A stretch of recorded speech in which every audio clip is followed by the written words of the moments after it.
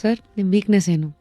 ಜನರ ಮನಸ್ಸಲ್ಲಿ ಒಂದು ಜಾಗ ತಗೊಳ್ಬೇಕು ಅಂತಂದರೆ ಯಾವ್ದು ಲೇಔಟ್ ಮಾಡೋದು ಅಥವಾ ಯಾರ್ದೋ ಮಾಡಿರೋ ಲೇಔಟಲ್ಲಿ ಧಮಕಿ ಹಾಕ್ಬಿಟ್ಟು ಸೈಟ್ ಇಟ್ಕೊಳ್ಳೋದು ಅವು ಎಲ್ಲರೂ ಮಾಡ್ತಾರೆ. ಆದರೆ ಜನರ ಹೃದಯದಲ್ಲಿ ಒಂದು ಸೈಟ್ ತಗೋಬೇಕಿತ್ತು ನನಗೆ. ಅದಕ್ಕೋಸ್ಕರ ಎಲ್ಲ ಕೆಲಸ ಇದೆಲ್ಲೋ ಒಂದ್ ಕಡೆ ನೀವು ಡೆಸ್ಟಿನಿ ನಂಬ್ತೀರಾ ಅಥವಾ ನನ್ನದೇ ಅಂತೀರಾ?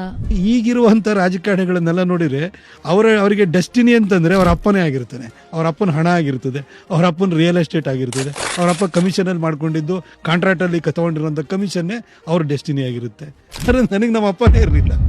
ನನಗೆ ಯಾವ ಡೆಸ್ಟಿನಿ ಏನೋ ಬರೆದಿತ್ತು, ಅದೇ ಡೆಸ್ಟಿನಿ ನಂದು. ಸತ್ಯ ಕಹಿ ಅನ್ನೋದು ಒಂದು ಹಳೆ ಮಾತಿದೆ. ಅಂದ್ರೆ ಇವತ್ತಿನ ಪ್ರಪಂಚದಲ್ಲಿ ಹೇಗಿದೆ ಅಂದ್ರೆ you can't call a spade. ಈಗ ಸಿದ್ದರಾಮಯ್ಯನವರು ನನ್ನನ್ನು ಭಾಳ ಸರಿ ನನ್ನ ಟೀಕೆ ಮಾಡಿದರೆ ಬೈದಿದ್ದಾರೆ, ಅವ್ನು ಇಮ್ಮೆಚೂರ್ಡ್ ಅದಿದ್ದಾರೆ. ನೀವು ಇಮ್ಮೆಚೂರ್ಡ್ ಅಂತ ಹೇಳ್ಬೋದು, ಆದರೆ ನಿಮ್ಮ ಥರ ಮೆಚೂರಿಟಿ 14 ಸೈಟ್ ಹೊಡೆಯೋ ಮೆಚೂರಿಟಿ ನಂಗೆ ಬೇಡ.